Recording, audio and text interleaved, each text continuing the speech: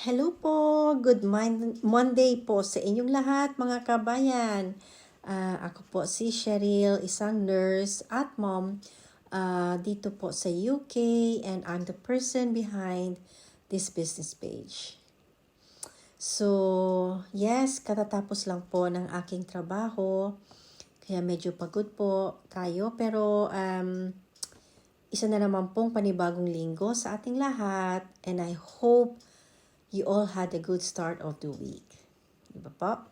So, yes, panibagong linggo, panibagong pagkakataon na naman po para abutin natin ang ating mga pangarap sa buhay.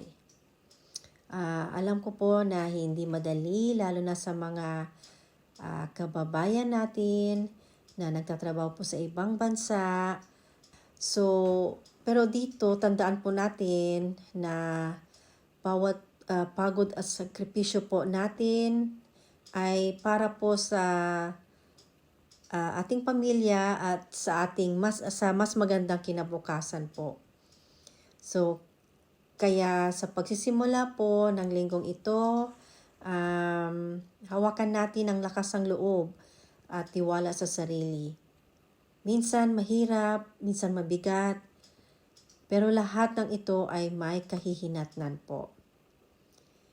Hindi man natin makita agad ang resulta, pero dahan-dahan nating maaabot ang buhay na pangarap natin para sa ating pamilya. So, laban lang mga kabayan. Huwag tayong susuko. Simulan natin ang linggo na ito na puno po ng pag-asa at positibong pananaw. So, hanggang dito na lang po. Ito naman po, ako na naman po si Cheryl, and I am the person behind this business page. So, sa uulitin po, have a good day, have a good week, and God bless po sa inyong lahat. See you again. Bye!